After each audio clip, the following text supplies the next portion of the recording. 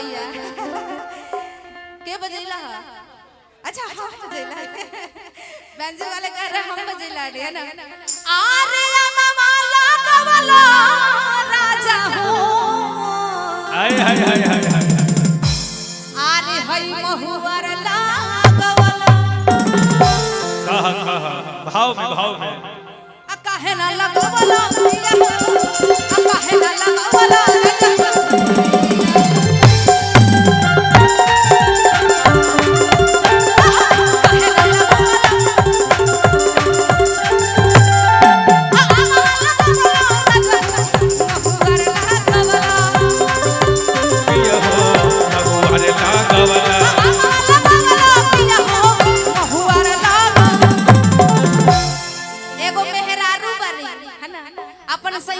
बकलोल पति ऐसन बकलोल सैया मिलल बड़े कि सब कुछ के माई के सबसे ज्यादा जोन मन भर दे कि हमारी चाची भाभी कितना खुश है। हम बकलोल हैं हां ये बकलोल पर न तार बाबूजी 5 लाख रुपया दिले रहे बकलोल है हां ये बकलोल खातिर न ए राजा जी अच्छा कहा ए सैया हमार कहा ए हमर धन हो बोल सब कुछ लगा देला जी सब कुछ लगा देले लेड़ के पेड़ लगा दिहले है ना अमरूद के पेड़ लगा दिहले आमों के पेड़ लगा दिले दादा हो लेकिन जोन सबसे ज्यादा मन भावेला माई के नीम के पेड़ उहे नहीं लगावले कैसे और अतिया कहतिया मामा लगावला राजा हो बहुवर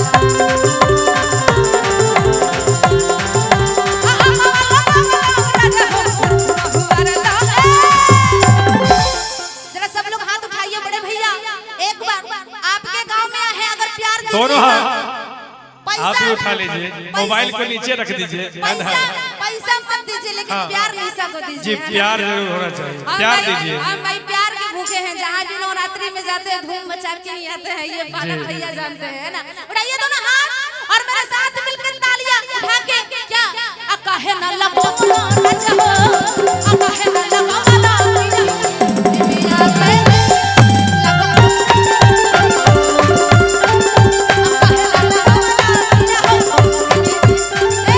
प्यारी रे सदेखेदा प्यारी रे सदेखेदा हमके अत जाबत में तेरी नलागी जैसे घोड़ा के रे सदे देखा तू कहत रु कि आम के पेड़ लगौला है ना महुआ के पेड़ लगौला लेकिन नीम के पेड़ ना लगौला लेकिन देखा आम के पेड़ लौली है ना ओकरी हमरा हाथ में पैसा रहे महुआ के लिए हाथ में पैसा लेकिन नीम के पेड़ घरी पैसा ना रहे हमर बात के सुनो अरे प्यारी रे देश देखे द हमके ओहो ऐसा अरे आप त जबत में देरी न लागी अच्छा अरे आप त जबत में देरी न लागी जैसे घोड़ा के रे सदे सतनी देखे द हमके प्यारी रे देश देखे द हमके प्यारी रे देश देखे द हमके प्यारी रे देश देखे द हमके कहे त लगावला पिया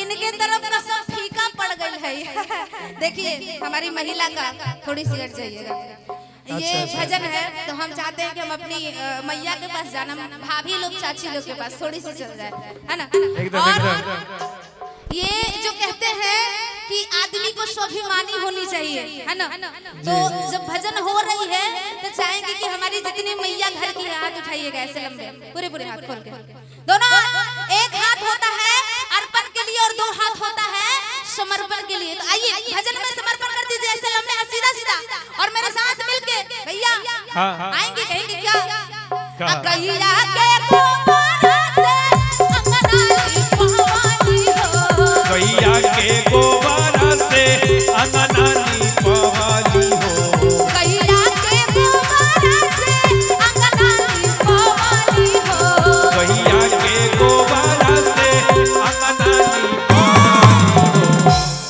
अरे पंडित के नेवता पे धवनी मैया जय हो पुलिस भजन अच्छा लग रहा है आप लोग को? देखो हाथ ऐसे लंबे खड़े करिए। हाँ, चश्मा वाली दादी चाची बस आज ही बनने तो चश्मा कल फूट जाएगा। ताली नहीं बजाइएगा, बढ़ाइए ना हाथ और ताली बजा के कहेंगे क्या? कहिए।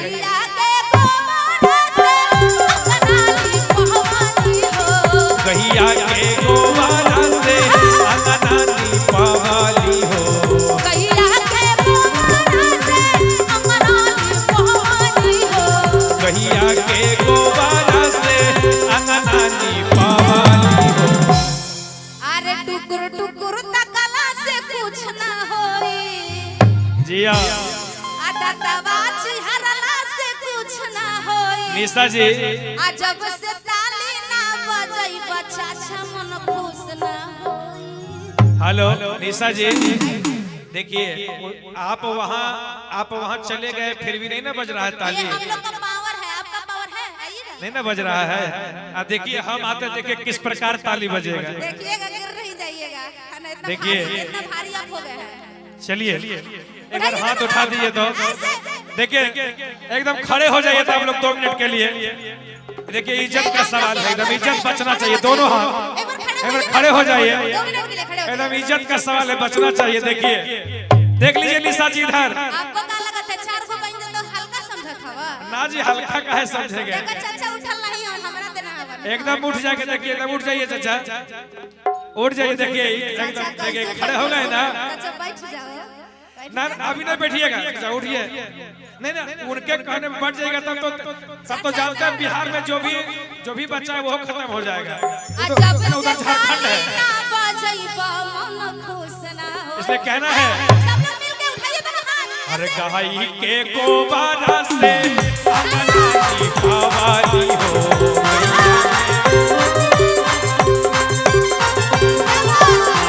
गैया के गोबारा से अंगनाली पवाली हो।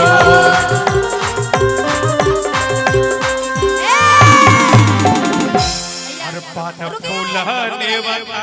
हम थोड़ा छोटे दिख रहे थे। अच्छा अभी लंबे चढ़ गए। उठाइए ऐसे दोनों हाथ सब लोग। देखिए आप कहिए तो और वो सीढ़ी लगा दे।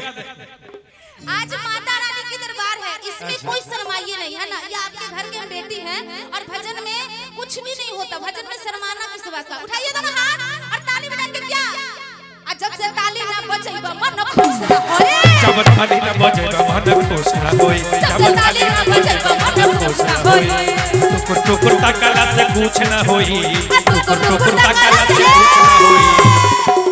ये देखिए बाल छिलवा है फिर भी अच्छे लग रहे हैं, है ना? लेकिन ताली नहीं बजा रहे हैं। ये हमारे सनातन धर्म का संस्कार है। आज हम लोग कहाँ है जान रहे हैं ना? हमको पता है फिर भी ताली बजाना चाहिए ना। अच्छा वो भी जानते हैं, समधी जी हैं। समधिनिया जवान चाहिए वो हो जाता है ना? अरे ना दहेज में सामान चाहिए कि एगो साली सयान चाहिए। असली अगुआ हमारी है अरमान समधिनिया जवान चाहिए। सुना अगुआ हमारी है अरमान समधिनिया जवान चाहिए। ना दहेज में सामान चाहिए। ऐसे गाइएगा, पैसा उसे निकलवे नहीं कर रहे हैं, है ना? कितना कंजूस है। अभी इतना हल्का में मत लीजिए, जब निकलेगा तो फिर थामने भाई। असुनी अगुआ महान पाए के अरमान समधिनिया जवान चाहिए। सोनी अगुआ हमारी है अरमान समधिनिया जवान चाहिए। अच्छा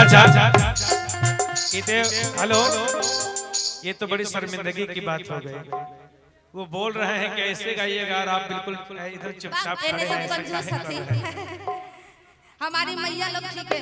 आइए भक्ति भजन के भाव में और जरा हाथ उठाइएगा ऐसे और कहेंगे क्या? अनिमिया का डाढ़ भैया लावनी झुलू हवा ओ की झूली रे झूली ना। जय हो अनिमिया के डाढ़ भैया लावनी झुलू हवा ओ की झूली रे झूली ना। हो की झूली रे झूली। देखिए झूमना गलत बात नहीं है, झूमना है तो डांस वांस हम लोग करते हैं मिलके। हो की झूमी रे झूमी ऐसा तो पहला हो की झूमी ऐसा तो पहला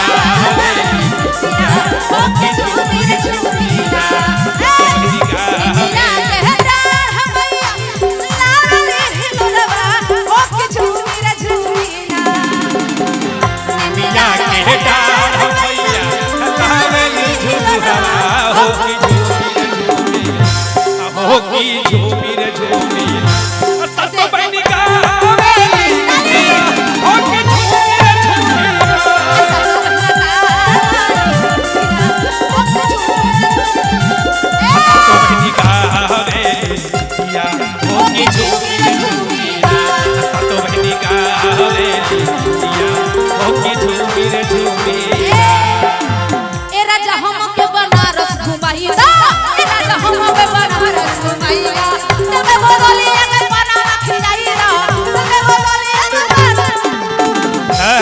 देखिए आपसे जवान लग रही है हमारी चाची, है ना? कितना डांस कर रही है।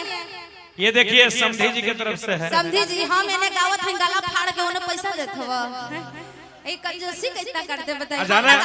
जान रहे क्या कर रहे हैं आप जो बोले हैं ना कि ये राजा हम के बनारस घुमाएदा, तो क्या कर रहे हैं? और चल बजरिया में पनामा खिया दी, और चल बजरिया में पनामा खिया दी, और सुना चल बनारस